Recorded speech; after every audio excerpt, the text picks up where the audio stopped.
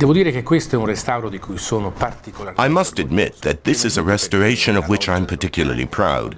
First of all, because it involves the Loggia della Signoria, or Cagna, one of the most beautiful monuments in Italy and one of the most particular to Florence. It's been restored to its ancient function when the Grand Dukes of Tuscany wanted it as it is today, embellished with the most beautiful of statues. The Perseus by Benvenuto Cellini, the Rape of the Sabines by Gian Bologna, the Roman statues originally in the Villa Medici, the Rape of Polixena by Pio Fedi. They wanted the loggia to offer an umbrella of stone under which both Florentines and all other visitors could protect themselves from the summer sun and from the winter rain. The loggia has returned, guarded 24 hours a day. This was made possible thanks to the generosity of the Friends of Florence Foundation, who provided a large sum of funds, allowing us to clean and restore all the statues. We can say today that the loggia is a true outdoor room of the Uffizi, restored in an exemplary fashion. We chose the best of our restorers. So what else can the superintendent say, other than we're very happy with the results achieved?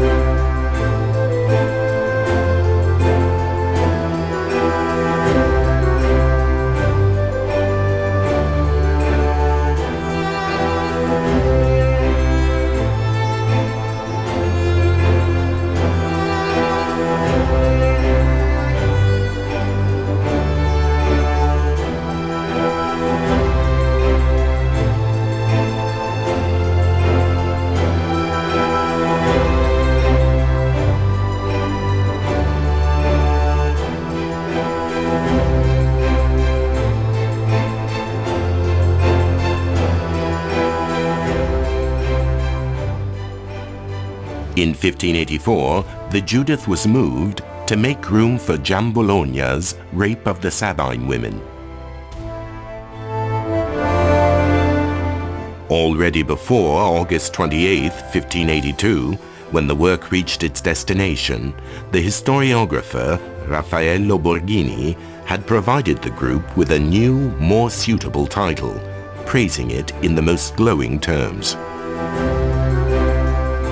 Gian Bologna, spurred on by his talent, wished to show the world that he not only knew how to make ordinary marble statues, but working on many together, and the most difficult ones possible, used all his skill to produce nude figures, revealing the weakness of old age, the strength of youth, or delicate femininity.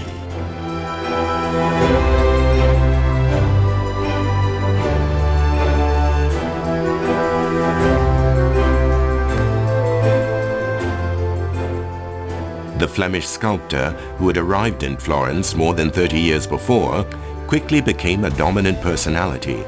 The Medici immediately grasped his importance and kept him busy with constant commissions.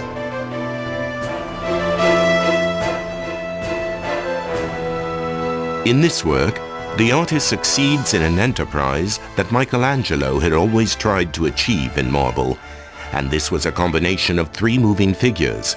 Gian Bologna's group originated from a smaller bronze, which consisted of only 2 figures, created by the artist in 1579 for Ottavio Farnese, Duke of Parma.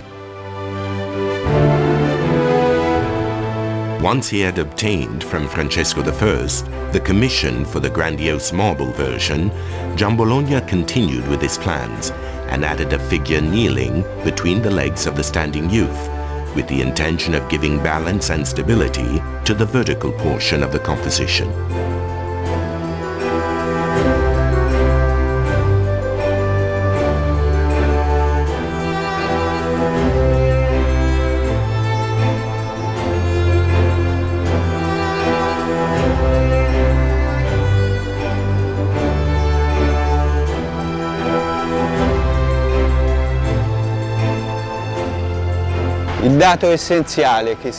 The most important fact we were able to observe once we began restoration work was that the surface of the statue was in a state of serious deterioration, which could not be detected, however, by observers below in the square. We found the surface very degraded, especially in its most exposed portion, the one to the north. It was immediately apparent that the marble had seriously deteriorated, producing a kind of orange skin effect. There are varying stages of deterioration.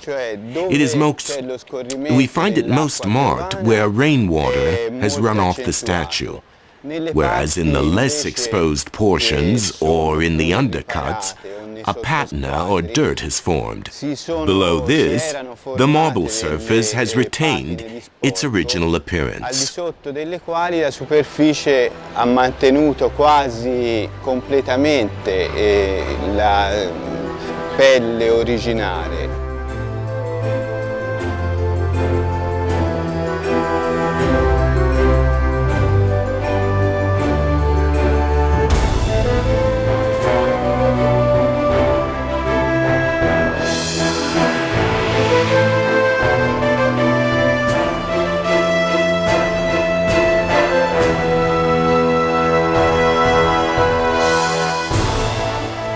The serpentine figure, represented at the culmination of the action, is the central problem in Giambologna's work. In around 1565, he designed his Mercury, just as he is taking flight, a work that was so greatly appreciated that several replicas were made, and it was given as a diplomatic gift by Francesco I. Just as his father Cosimo had always favored Ammannati, Francesco made Giambologna the highlight of his artistic policy, even entrusting him with one of the major public works of his entire period in office, which was, of course, the rape of the Sabine women.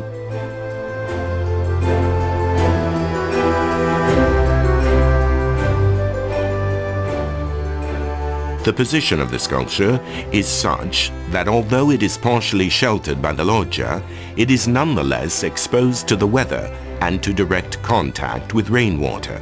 This particular position has caused the marble surface to deteriorate in various different ways.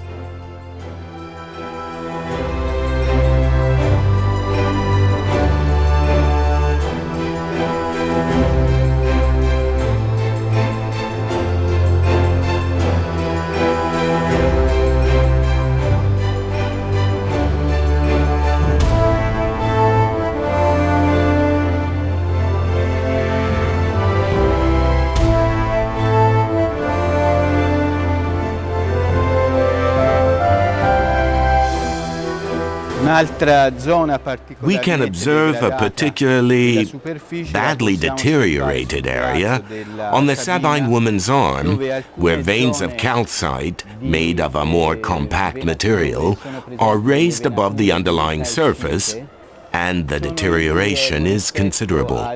Zona di fondo che è stata più deteriorata.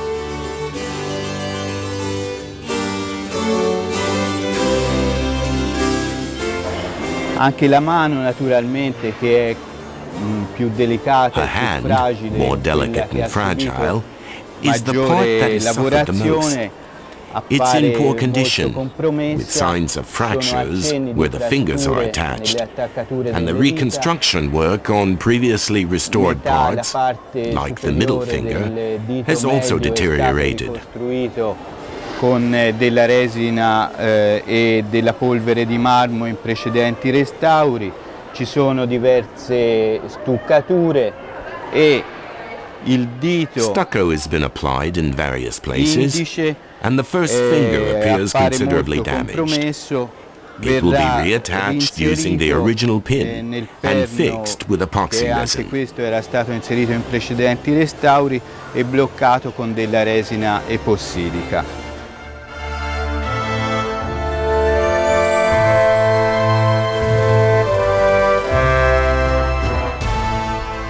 Some parts of the sculpture, In general, the more protuberant, slenderer parts are missing.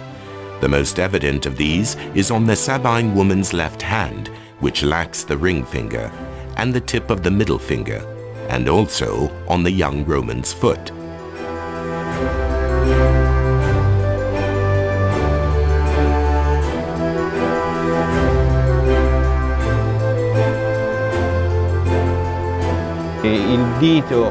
The young Roman's finger has been reconstructed and modeled with white plasticine. A silicone rubber mold will be made from this model, and finally, a copy in resin and marble dust.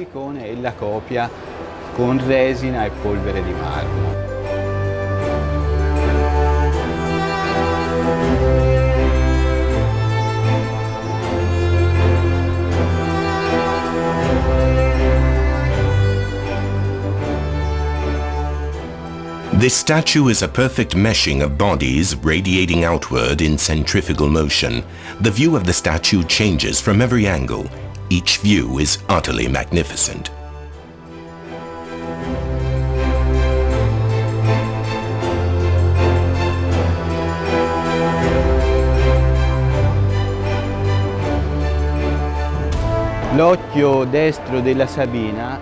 The Sabine woman's right eye was completely covered by a thick patina of dirt. The first step in cleaning the eye was to place compresses of ammonium bicarbonate on it.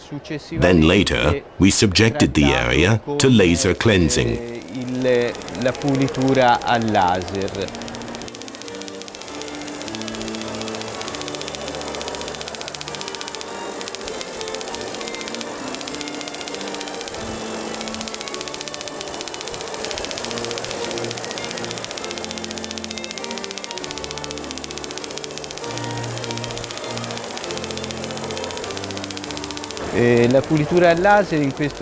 We used the laser to reach the deepest hollows of the statue in order to clean it as thoroughly as possible.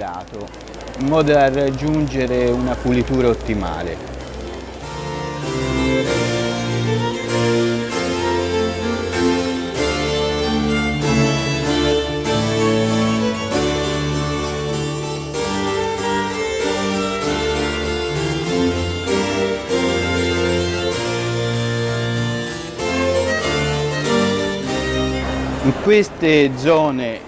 In these areas here, corresponding to the hands and the foot of the Sabine man, is where we carried out our initial tests for the cleaning process. First, we used ammonium bicarbonate compresses, and then later we used a laser. In this way, we were able to check to see if there were any differences, and we could then choose the better of the two methods of cleaning.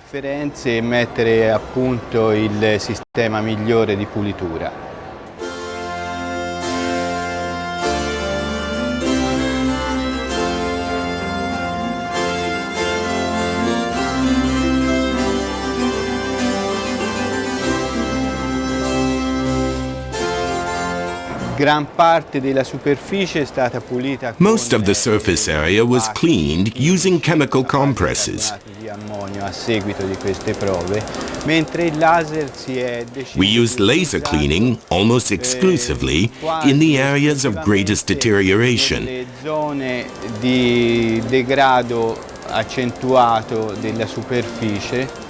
After first treating them with a surface active agent, Twin 20. Il Twin 20.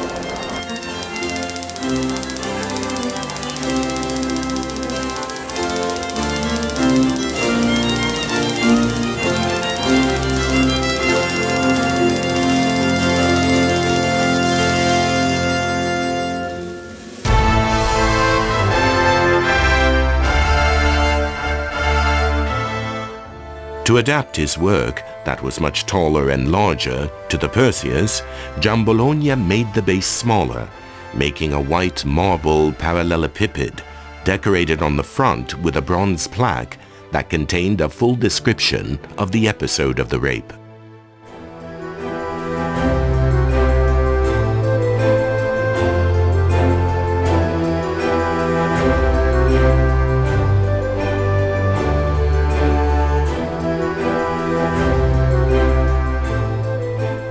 Siamo sul retro del basamento. We're behind the base, and this is where we did our first cleaning tests, using both ammonium carbonate compressors and laser equipment.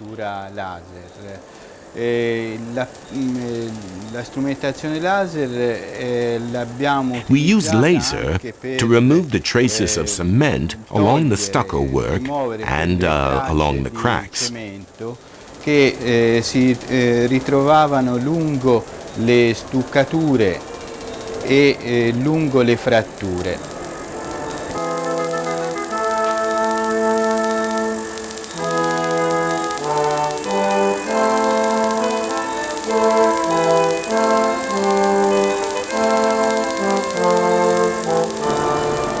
In the upper part, we can observe some reddish patches that are caused by the formation of lead oxide. These patches are to be found on all the corners of the base. We carried out tests to remove them with chemical compresses, but we've only succeeded in slightly lessening the effect.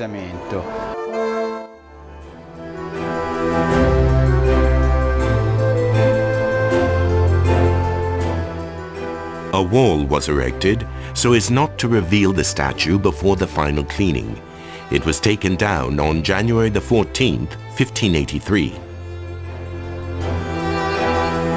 The solemn inauguration was held on this day, and the diarist, Settimani, so attentive to the controversies and quarrels in the city, records that the Florentines abandoned for a moment their proverbial argumentative nature and were united in their admiration of the formidable work.